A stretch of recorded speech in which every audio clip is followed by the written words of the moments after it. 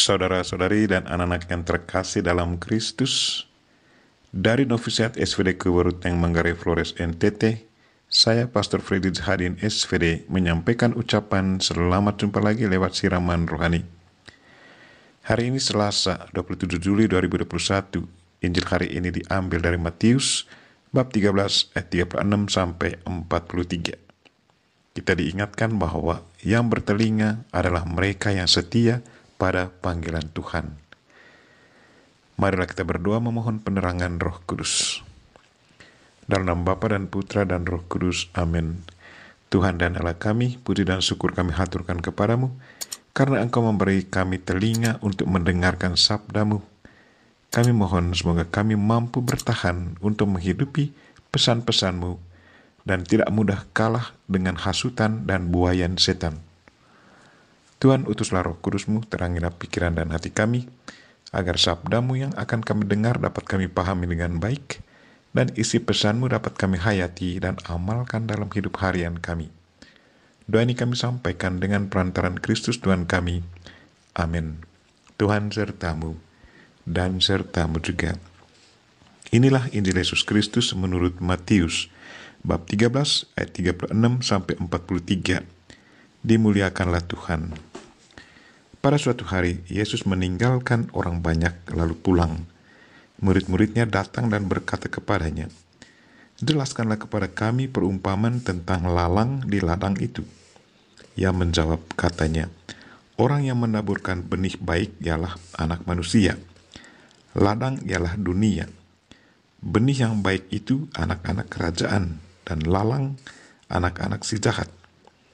Musuh yang menaburkan benih lalang ialah iblis. Waktu menuai ialah akhir zaman, dan para penuai itu malaikat.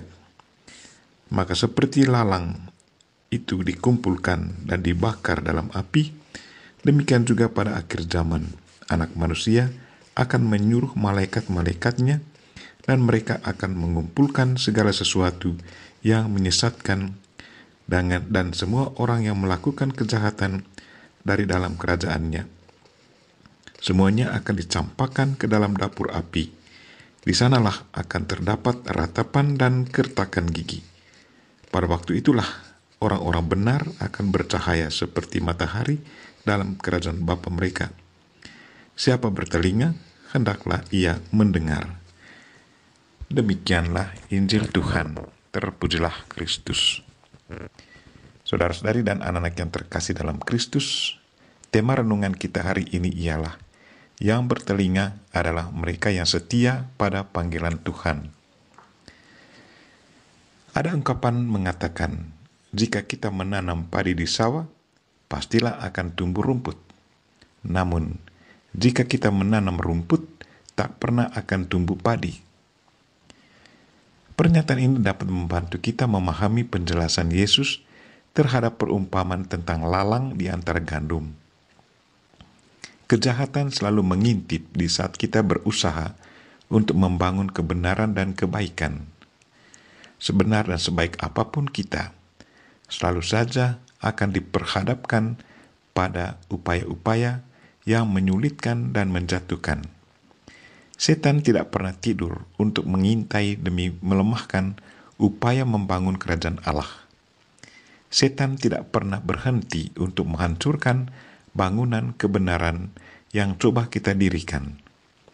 Itu sebab Yesus mengatakan, "Siapa bertelinga, hendaklah ia mendengar." Apa yang hendaknya didengar? Hal yang dimaksudkan di sini ialah pilihan untuk mendengar panggilan Allah, bertahan dalam kesetiaan dan komitmen menghidupi pesan-pesan Yesus, atau menyerah kalah dengan buayan setan. Kita yang menyediakan telinga untuk mendengarkan panggilan Allah akan bertahan.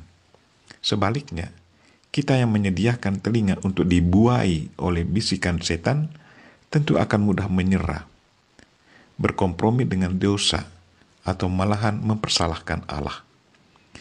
Marilah saudara-saudari dan anak-anak yang terkasih, bertahanlah dalam kesetiaan dan komitmen menghidupi pesan-pesan Yesus. Janganlah menyerah kalah dengan godaan setan. hasil akhir dari godaan setan adalah kehancuran jiwa. Sebaliknya, bertahan dalam kesetiaan dan komitmen menjalankan pesan-pesan Injil adalah kebahagiaan jiwa untuk selama-lamanya. Bersama Bunda Maria kita berdoa, "Ya Allah, mampukanlah kami dalam bertahan dan menghidupkan pesan-pesan putra-Mu, Yesus Kristus. Dan semoga kami tidak mudah kalah di saat kami dihasut dan dibuai setan." Doa ini kami sampaikan dalam nama Kristus Tuhan kami. Amin. Marilah kita mohon berkat Tuhan. Tuhan sertamu dan sertamu juga. Semoga saudara sekalian dan mereka-mereka yang kita doakan pada hari ini, secara khusus untuk mereka yang lagi sakit, dan segala aktivitas kita sepanjang hari ini dilindungi, dibimbing, dan diberkati oleh Allah yang Maha Kuasa, Bapa dan Putra dan Roh Kudus. Amin.